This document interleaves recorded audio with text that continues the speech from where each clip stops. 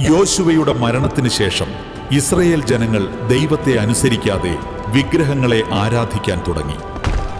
ദൈവത്തെ അനുസരിക്കാത്തതിനാൽ അവരുടെ ശത്രുക്കൾ അവരെ ആക്രമിക്കുകയും അവരുടെ വിളവുകൾ നശിപ്പിക്കുകയും ചെയ്തു. അവസാനം അവർ ദൈവത്തോട് കരഞ്ഞ് സഹായം അഭ്യർത്ഥിച്ചു. ഗിദെയോൻ എന്ന ഒരു മനുഷ്യൻ മിദ്യാന്യർ കൊള്ളയടിക്കാതിരിക്കാനായി ഒളിഞ്ഞിടത്ത് ധാന്യം മെതിച്ചുകൊണ്ടിരുന്നു. അപ്പോൾ യഹോവയുടെ ദൂതൻ ഗിദെയോനോട് പറഞ്ഞു, പരാക്രമശാലിയെ, ദൈവം നിന്നോടുകൂടെയുണ്ട്.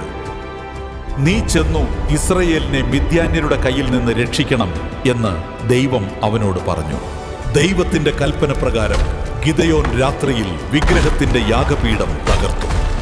അടുത്ത ദിവസം ജനം കോപത്തോടെ അത് ആരാണ് ചെയ്തതെന്ന് അന്വേഷിച്ചു.